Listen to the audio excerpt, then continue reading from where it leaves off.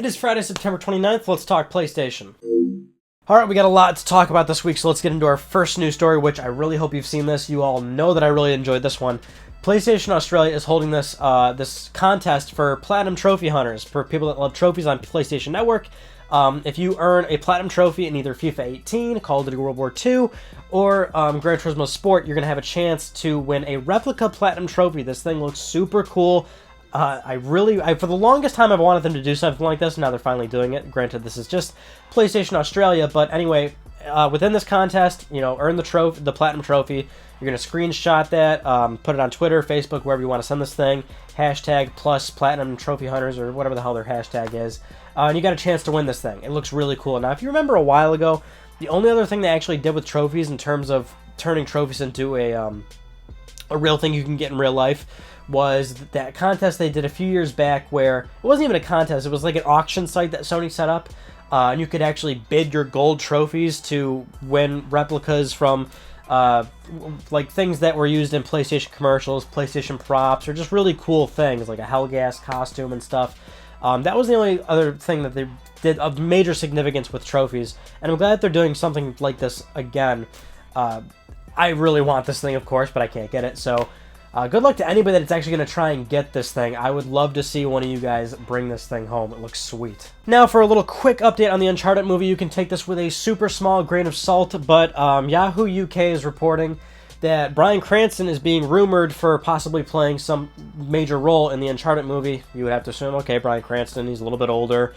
Who could he possibly play? I'm thinking Sully. And of course, we know Tom Holland is a favorite right now to play Nathan Drake. And it's going to be a bit of an origin story, kind of like in Uncharted 3, where there's that small scene with a young Drake and a slightly younger Sully, and the whole movie would be based around that. I'm sort of warming up to that idea, especially given the fact that if we actually do get, say, Bryan Cranston and Tom Holland, I can see that actually going somewhere. This could be somewhat of a decent movie if it actually all plays out very well. Bryan Cranston, of course, speaks for himself, and Tom Holland actually did a really good job in Spider-Man Homecoming. I really enjoyed that movie, so I'm warming up to this idea, but we'll have to see if any of these things come to fruition. Moving on to PlayStation VR, Sony Interactive Entertainment President and CEO Andrew House was talking to Reuters about how he actually feels slightly uncomfortable with the fact that PlayStation VR is the leader in terms of market share for premium VR headsets. He actually had this to say, which is, I'm not entirely comfortable being the market leader in VR by such a margin that seems to be happening right now. With such a brand new category, you want a variety of platforms all doing well to create that rising tide and create the audience. An interesting take from Andrew, because, and you sort of would think, right, like, okay, multi-billion-dollar corporation, they're leading in a specific category, they should be very happy with themselves. Now, if you want to know right now, they're the leader in premium VR headsets in terms of overall headsets when you're including, smartphone headsets, which, let's face it, those things are bogus anyway, but Samsung's leading that currently. But in terms of the premium landscape, HTC Vive, Oculus, and PlayStation VR, Sony's got that lead, and they've got a pretty significant lead. They're doing very well, which is great. Now, I got two initial takes from this. Number one, he's absolutely right. It actually isn't a very good idea. Well, it isn't the best position for them to be in. Yes, obviously, it's great for them to have a lot of PlayStation VRs out there, but realistically, this is an entirely new platform, and that was kind of the whole point of entering the VR landscape, is that they believe that this is going to be a major platform in the future. If they're the only major player, that means that there's actually not that much market demand, and therefore, at some point, it would be destined to die off if they were the only player in that landscape to kind of, to keep it going, because that would mean that there's no demand. I mean, of course, Sony has the most accessible way into the premium landscape, so I understand that, but he's absolutely right. You need, especially considering how much VR content creators always vouch that VR content needs to be made from the ground up. You can't just patch things in normally. It is an entirely immersive experience, but we need more and more people to get into this thing. And it is a compelling experience that actually works. But if you've got just one leader in that place that kind of sets the precedent for everything, that could spell bad news. On the flip side, it actually is somewhat of a good thing still, because not from the perspective of, oh, Sony's going to make tons of money because they're the market share leader. VR is such there's so many variables to VR, right? For example, you've got the Oculus touch controllers, and now you've got, with PlayStation VR, you've got the two Move controllers, and Sony added another input method, which is the aim controller. And you've got all these other vendors at, for example, CES, the Consumer Electronics Show, where they have all these peripherals and input methods. Some are like to read your mind, some are like to actually feel fingers, some are to get like your full extension of your body where you're walking on that, you know, octagon treadmill type thing. You know what I mean? Like, there's so many input methods.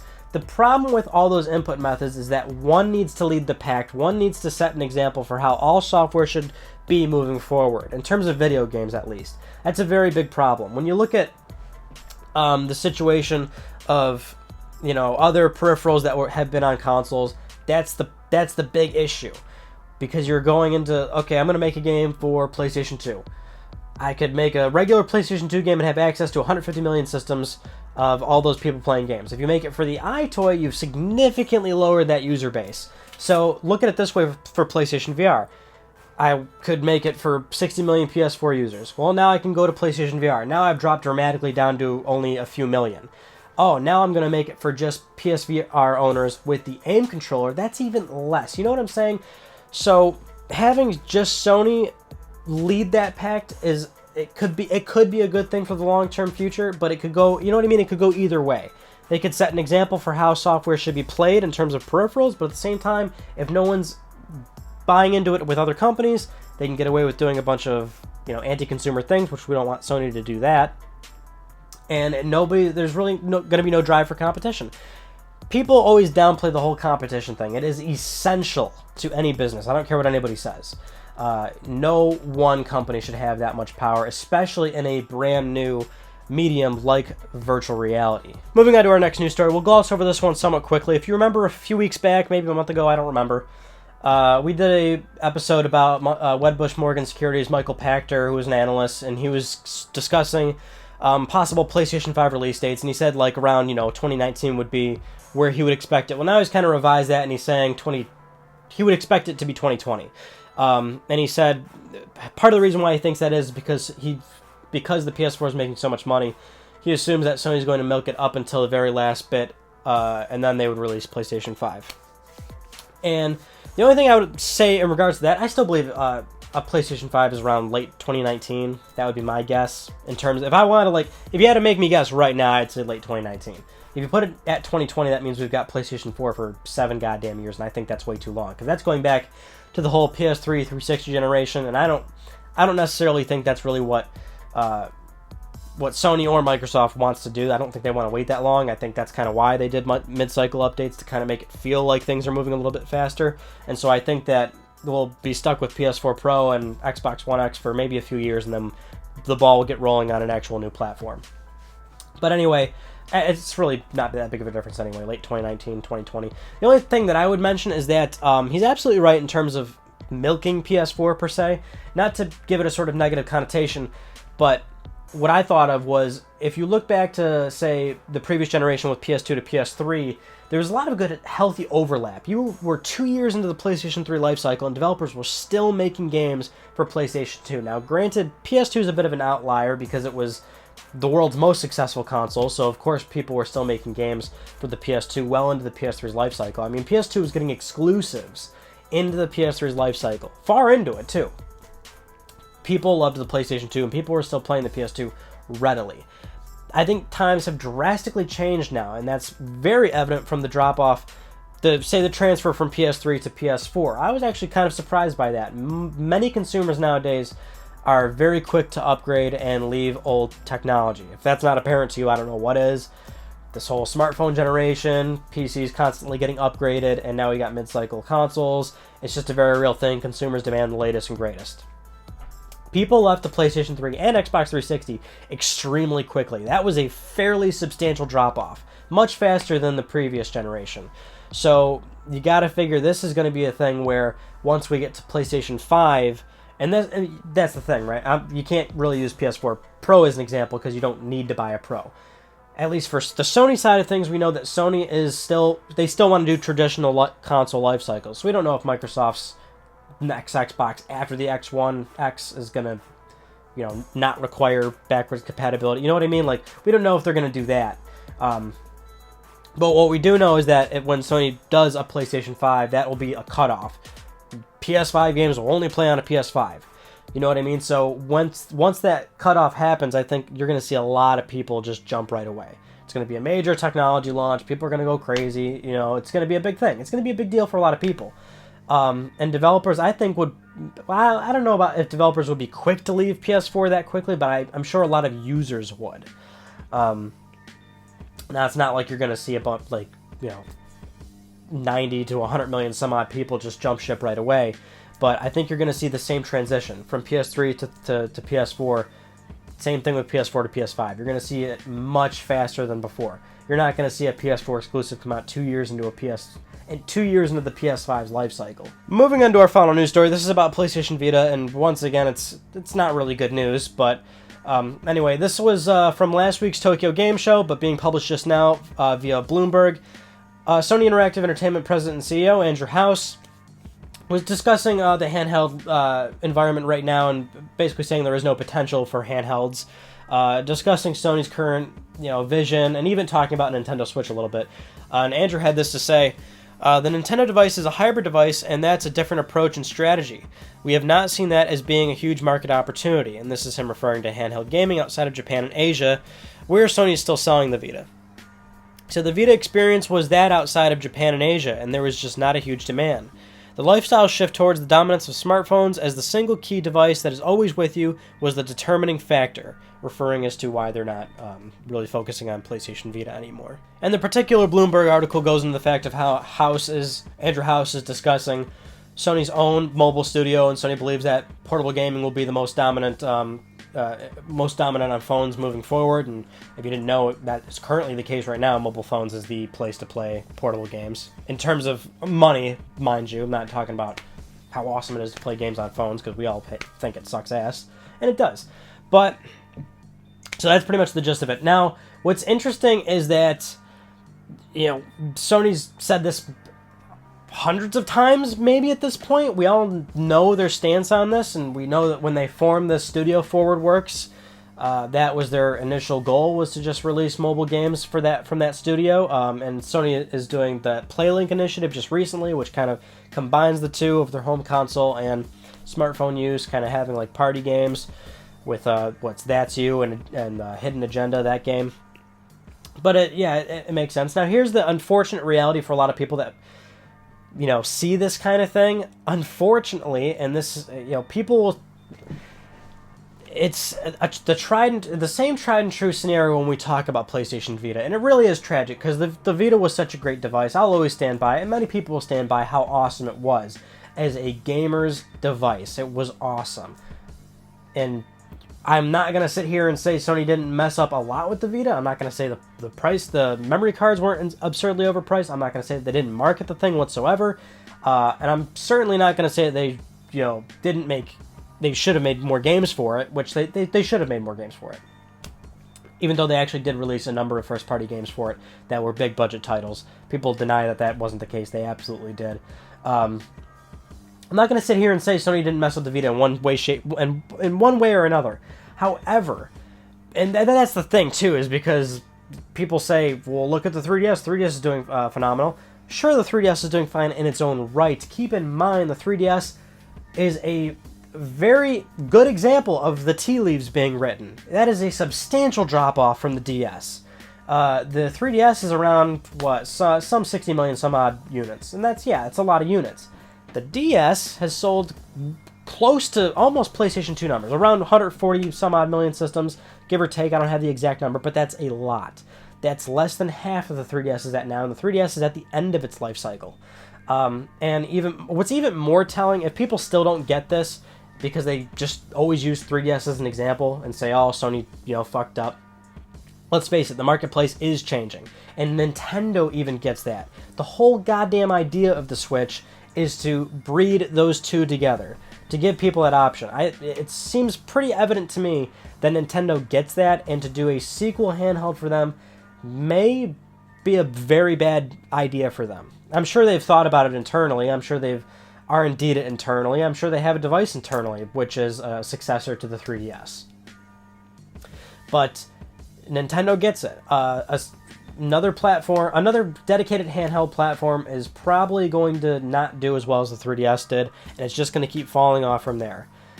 You know, I mean, what? You guys aren't dumb. You guys know your sister's daughter, your little cousin. What do they all do? They all play on phones. They all play on tablets. That's the first thing they're going to grab. Did you even see that tragic video earlier this week where a little girl was holding a Game Boy Color and she was trying to touch the screen? I'm sorry, but that is where it's going.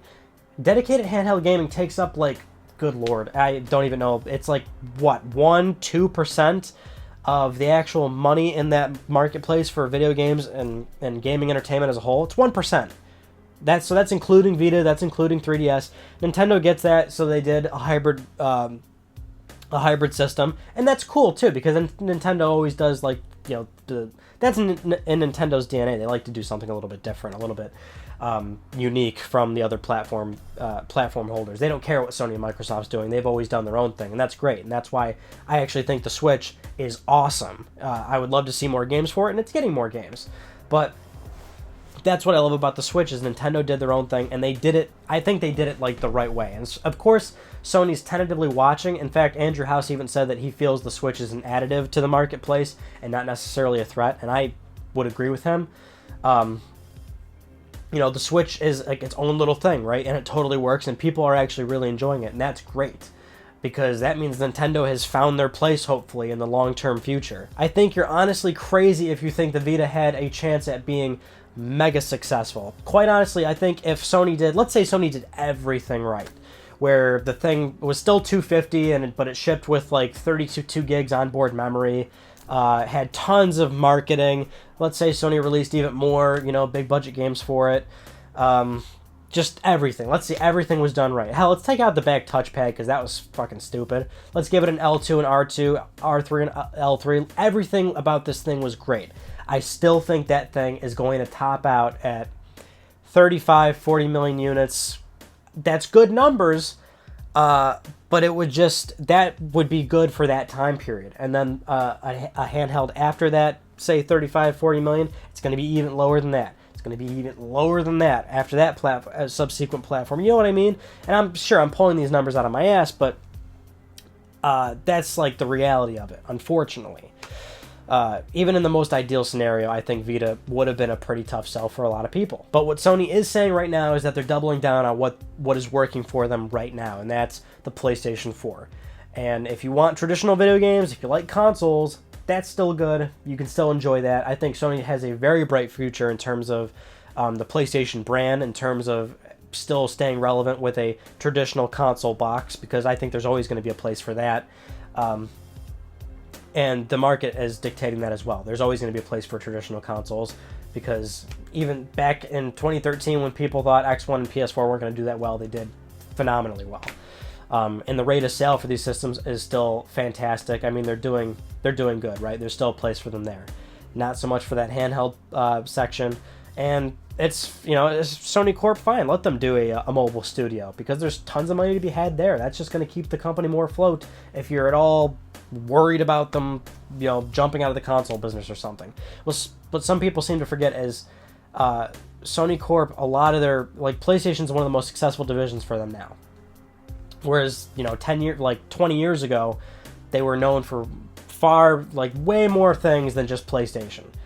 That's not Sony anymore, and nowadays, you think Sony, you think of the PlayStation. So, PS4 is going to be around, PS5, that should be good to go, but handhelds, I wouldn't expect Sony to do anything like it. And people like to also bring up that patent that Sony did, which looked like a hybrid device. I don't think they're really going to seriously pursue that. As always, they're going to R&D tons of things. They're going to patent tons of things that will never get to consumers. Only time will tell. Jesus Christ, that was a long episode. I have no idea how long that's going to be. Anyway, those are some of the news stories I want to talk about with you guys this week. So, I got a, hold on. Oh, I should have prepared this. I got a date. A date for the full Jack. We're going to live stream Jak and Daxter from start to finish. I'm going to start the game. I'm not going to stop until the game's platinumed. And that will be, I need to pull up a calendar because I don't know anything off the top of my head. That will be October 7th. I'm going to do it October 7th, assuming nothing goes wrong. I've never live streamed before, so you know how difficult live streaming is. Like, oh, sorry guys, stream crash or this, that, and the other. But I'm gonna date it for October 7th, and I'm gonna do a test stream prior to that. I have no idea when that'll happen, so if you get to see that, enjoy that. But October 7th, Eastern Standard Time. I'm shooting for around 4 p.m. I mean, it'll be, you know, I'll be playing the game for a long time, so you're bound to see it if you jump onto your computer or your phone throughout any time of the day during Saturday. But if you want to be there for the start of it, I'm going to shoot for about 3 or 4 p.m. I'm telling you this now because we'll still have another LTPS right before then, right? Because there'll be Let's Talk PlayStation on the 6th, and that's where I will give you a finalized time, assuming I've got everything all set and good. But that, October 7th, first time live streaming, that'll be really exciting. And also, that'll be a easy platinum for me, although I'm sure I'll still fuck up something because I always forget everything. But I've played Jak and Daxter plenty of times. This will be my 4th time platinuming the first Jak and Daxter. Yeah, 4th, I think. And it'll be like my probably 10th or 15th time playing the game from start to finish, 100% by the way. So it'll be all well and good. Anyway, that concludes this week's episode of Let's Talk PlayStation. I'm Ryan Badecki. Thank you all so much for talking with me, and I will see you guys next Friday.